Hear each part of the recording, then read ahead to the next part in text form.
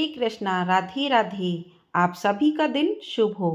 हिंदू धर्म में फाल्गुन महीने की पूर्णिमा का विशेष महत्व होता है और इस दिन होली का त्यौहार भी मनाया जाता है। सनातन धर्म में पूर्णिमा तिथि का विशेष महत्व है।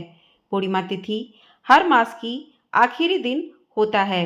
इस दिन व्रत रखकर स्नान दान और भगवान सत्यनारायण की पूजा करने का विधान है।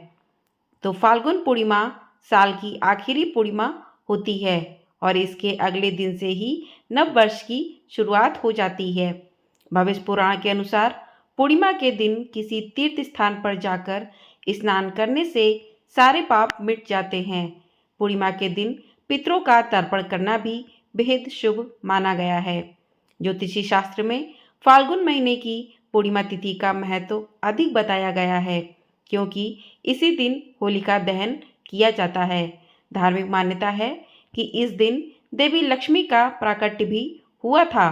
फाल्गुन माह में ही चंद्रमा का जन्म भी हुआ था और पूर्णिमा पर चंद्रमा अपनी 16 कलाओं से परिपूर्ण रहता है। ऐसे में फाल्गुन पूर्णिमा पर चांद की पूजा से मानसिक कष्ट दूर होते हैं। हिंदू कैलेंडर के अनुसार फाल्गुन महीना साल का आखिरी महीना होता है, इसलिए इसे साल का आखिरी दिन मानते हुए फाल्गुन पूर्णिमा को हिंदू धर्म में बेहद महत्वपूर्ण माना जाता है। हिंदू धर्म में सबसे बड़े अनुष्ठानों में से एक है होलिका दहन भी इसी दिन किया जाता है। यह दिन बसंत ऋतु के आगमन का भी प्रतीक है और ऐसा माना जाता है कि इस दिन चंद्रमा अपनी ऊर्जा से पृथ्वी को प्रभावित करता है। फाल्गुन पूर्णिमा फाल्गुन महीने में शुक्ल पक्ष के आखिर में आती है, जो साल का आखिरी महीना भी है। फाल्गुन पूर्णिमा के बाद चैत्र माह लग जाता है, जिससे हिंदू कैलेंडर के नए साल की शुरुआत हो जाती है। फाल्गुन पूर्णिमा के दिन पवित्र नदी में स्नान करना चाहिए और इस दिन भगवान विष्णु और माँ लक्ष्मी जी का पूजन किया जाता है। कुछ लोग इस दिन व्रत भी रखते हैं और सत्यनारायण की कथा को भी सुनते हैं। तो आइए आज की वीडियो में हम जानेंगे फाल्गुन पूर्णिमा कब से शुरू हो रही है और कब समाप्त हो रही है। फाल्गुन पूर्णिमा साल 2024 में पूर्णिमा तिथि प्रारंभ होगी 24 मार्च दिन रविवार सुबह 9:54 से और पूर्णिमा तिथि समाप्त होगी 25 मार्च सोमवार दोपहर 12:30 पर। तो इसके अनुसार जिनको व्रत रखना है वो 24 मार्च रविवार को पूर्णिमा का व्रत करेंगे और 25 मार्च को स्नान दान का शुभ मुहूर्त रहेगा।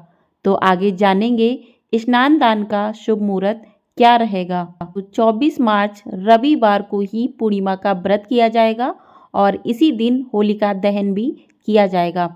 यदि पूर्णिमा 2 दिन की होती है तो पहली तिथि को ही होलिका दहन किया जाता है और इसी दिन जो लोग पूर्णिमा का व्रत करते हैं वो 24 मार्च दिन रविवार को ही पूर्णिमा का व्रत करेंगे, क्योंकि इसी दिन पूर्णिमा तिथि 9:54 पर शुरू होकर अगले दिन 25 मार्च को दोपहर 12:30 पर समाप्त होगी। अब जानते हैं स्नान दान। स्नान दान उदया तिथि के अनुसार ही किया जाता है। तो 25 मार्च को सोमवार को स्नान दान किया जाएगा और इस दिन होली का त्यौहार भी मनाया जाएगा। अब जानते हैं कि स्नान दान का शुभ मुहूर्त क्या रहेगा। स्नान दान का शुभ मुहूर्त रहेगा 25 मार्च सोमवार सुबह 4:45 से 5:32 तक। तो इसी समय में ब्रह्म मुहूर्त में आप सुबह किसी पवित्र नदी में स्नान दान कर सकते हैं। यदि आप पवित्र नदी में नहीं जा सकते तो आप अपने घर पर ही पानी में थोड़ा गंगा जल डालकर उसी से स्नान आदि कर सकते हैं और उसके बाद आप किसी ब्राह्मण को, किसी गरीब को दान भी कर सकते हैं। और 24 मार्च रविवार को ही जिस दिन आपने व्रत रखा है उसी दिन सत्यनारायण विष्णु पूजा का शुभ मुहूर्त रहेगा सुबह 9:23 से लेकर 10:55 तक।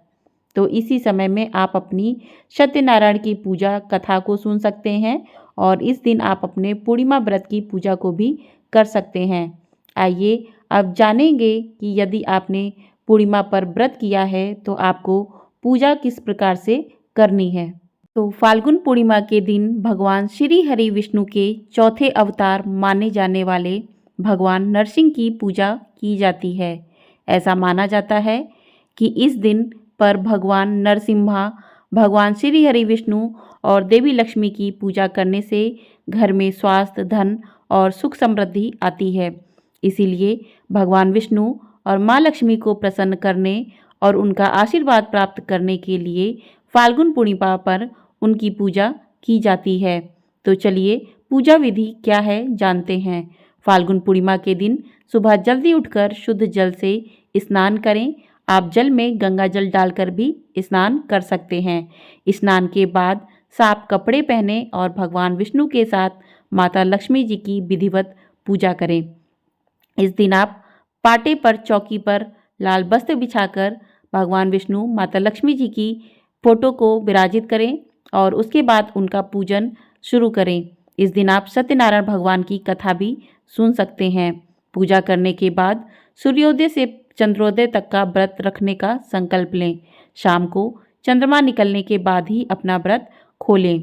इस दिन आप सकारात्मक रखें, किसी की भावनाओं को ठेस ना पहुंचाएं। इस दिन आप सूर्य को अर्घ्य जरूर दें। इस प्रकार से भगवान विष्णु और माता लक्ष्मी का विधिवत पूजन कर आरती करें और कथा भी अवश्य सुनें।